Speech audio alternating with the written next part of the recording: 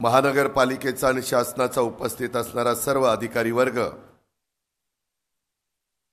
सर्व आज क्रांतिगुरू लहुजी वस्ताद साळवेंच्या स्मारकाच्या भूमिपूजनाच्या निमित्तानं आलेले सगळे माझे बंधू भगिनी, पत्रकार मित्र, विविध राजकीय पक्षाचे उपस्थित असणारे सर्वच मान्यवर आणि माझ्या तरुण मित्रांनो, आज आद्य क्रांतिगुरू लहुजी वस्ताद साळवे यांच्या स्मारकाचा भूमिपूजन सोहळा होतोय, ही अतिशय आनंदाची बाब आहे। अशोकरावांनी सुरुवातीला सांगितलं की त्याला किती वेगवेगळ्या प्रकारच्या अडचणी आल्या। अनेकांनी आपापल्या परीनं ती अडचण दूर करण्याच्या करता प्रयत्न केला, परंतु वेळ यावी लागते आणि ती वेळ आजची आपल्याला सगळ्यांना पाहायला मिळाली। एका बहुजन समाजातून आलेले आणि स्वतःच्या कर्तृत्वानं ज्यांनी संपूर्ण समाजाला त्या काळामध्ये दिशा देण्याचं काम केलं, असे जे मोठे समाजसुधारक होते, त्यात क्रांतिगुरू लहुजी वस्ताद साळवे यांचं योगदान खूप खूप मोठं आहे। क्रांतिगुरू साळवेंचं घराणं बऱ्याच जुन्या लोकांना माहिती नसेल। युगपुरुष छत्रपती शिवाजी महाराजांच्या काळापासून स्वराज्याच्या सेवेत त्यांचं घराणं होतं। शिवाजी महाराजांनी महाराजांच्या आजोबांना पुरंदरच्या किल्ल्याच्या रक्षणाची जबाबदारी ही दिलेली होती, ती साळवेंच्याच घरातल्या आजोबांना दिलेली होती आणि त्यामुळे साळवेंचं घराणं एक पराक्रमी घराणं म्हणून त्या काळापासून पंचक्रोशीतले ओळखलं जाणारं घराणं। वस्ताद लहुजी साळवे शस्त्रास्त्र विद्येमध्ये अतिशय पारंगत होते। पुण्याच्या रास्तापेठ येथे युद्ध कला कौशल्य प्रशिक्षण केंद्र ते चालवायचे। शस्त्रास्त्र विद्येचे प्रशिक्षक म्हणून त्यांनी त्या काळामध्ये अतिशय मोलाची अशा प्रकारची कामगिरी बजावलेली होती। आपल्या घराण्याची परंपरा राखत त्यांनी स्वातंत्र्यासाठी लढण्याचा निश्चय देखील केलेला होता। खरं तर पाशवी सत्तेच्या बळावर उभ्या असलेल्या इंग्रजी सत्तेला आव्हान देणं ही त्या काळामध्ये बंडखोरी होती।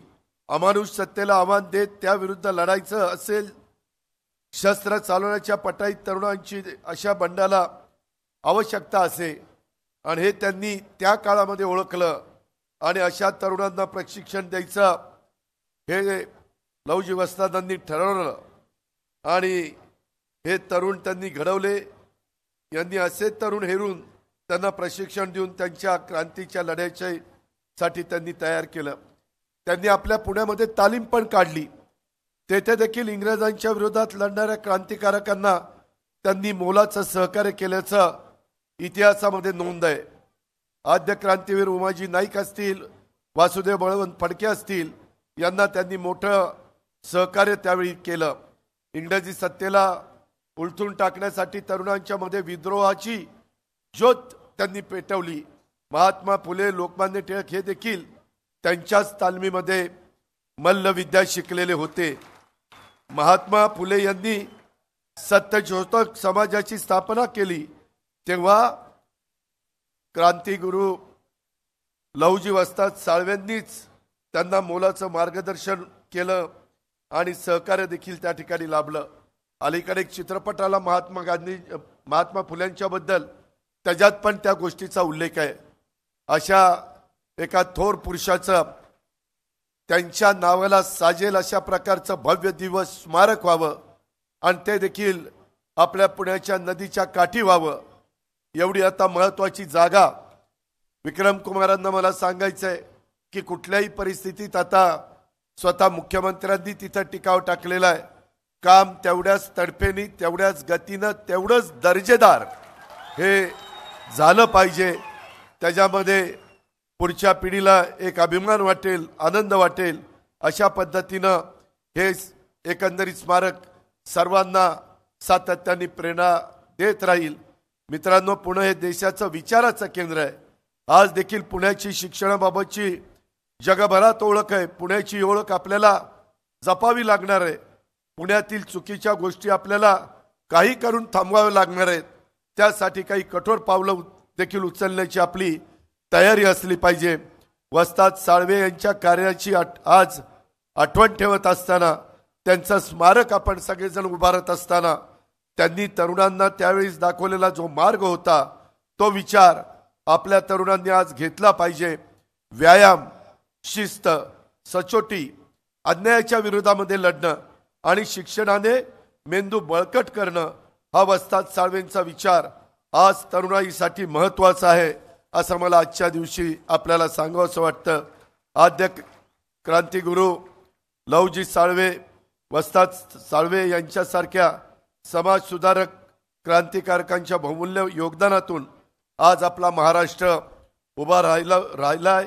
त्यांनी प्रस्तावित कर्मठ व्यवस्थेच्या विरोधात दिलेला लढा किंवा त्या काळामध्ये घेतलेली अविश्रांत मेहनत, त्यांचं योगदान खूप म्हणजे खूप मोठं आहे। आज स्मारकाच्या रूपाने हा त्यांच्या कार्याचा ठेवा जतन केला जाईल। येणाऱ्या कित्येक पिढ्यांना त्यातून प्रेरणा मिळत राहील ही आशा मी आजच्या दिवशी बाळगतो। आणि आम्हाला नेहमी मुख्यमंत्री सगळ्यांना महाराष्ट्राला सांगतात, हे सर्वसामान्यांचं सरकार आहे।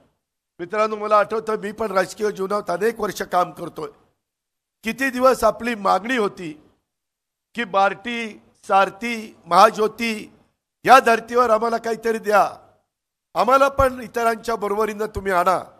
आणि तो महत्त्वाचा क्रांतिकारी निर्णय हा या महायुतीच्या सरकारने घेतला आणि अक्षरशः महाराष्ट्रातल्या तमाम आपल्या समाजाने त्याचं स्वागत केलं।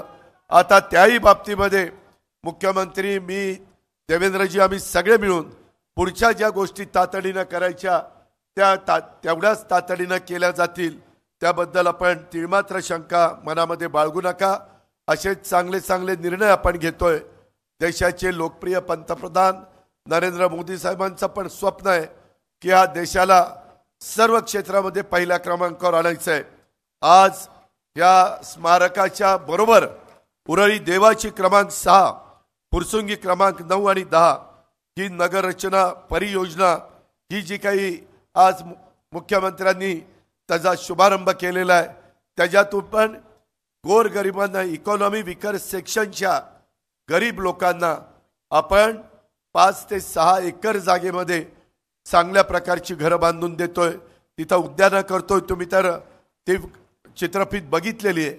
अशा पद्धतीनं ज्यावेळेस पंतप्रधान म्हणतात की पुढच्या काळामध्ये आपल्याला $5 ट्रिलियन अर्थव्यवस्था करायची, त्यावेळेस तुमचा माझा महाराष्ट्र, युगपुरुष छत्रपती शिवाजी महाराजांचा महाराष्ट्र, शाहू फुले आंबेडकरांचा महाराष्ट्र, क्रांतीवीर लवजी वस्तादांचा महाराष्ट्र, या सगळ्या महान नेत्यांचा महाराष्ट्र असताना तो महाराष्ट्र कुठल्या क्षेत्रामध्ये मागे राहू नये अशाच प्रकारचा सतत प्रयत्न राज्याचे प्रमुख या नात्याने मुख्यमंत्री करतात। आम्ही त्यांना मनापासून साथ देतो। तुम्ही पण सर्वांनी उद्याच्या काळामध्ये लवकरच निवडणुका येणार आहेत, त्यावेळेस देखील नरेंद्र मोदींच्या पाठीशी 400 पेक्षा जास्त खासदार निवडून आणण्याचं काम आपल्याला करायचं आहे आणि त्याच्यातून खूप मोठा बदल हा देश पातळीवर आपल्याला घडून आणायचा आहे। ही पण बाब आपण लक्षामध्ये ठेवा। अशाच पद्धतीनं आपल्या महाराष्ट्रातले, आपल्या शहरातले वेगवेगळे विकासाचे प्रश्न आपण सगळेजण मिळून अतिशय तडफेनं सोडवण्याचं काम करू। या सगळ्या कामामध्ये ज्यांनी ज्यांनी योगदान दिलं, अनेकांचं योगदान, मी सगळ्यांची सारखी नावं घेत नाही, पण त्या सगळ्यांच्या बद्दल कृतज्ञता व्यक्त करतो, त्यांचे आभार मानतो आणि आपल्या सगळ्यांची रजा घेतो। जय हिंद, जय महाराष्ट्र।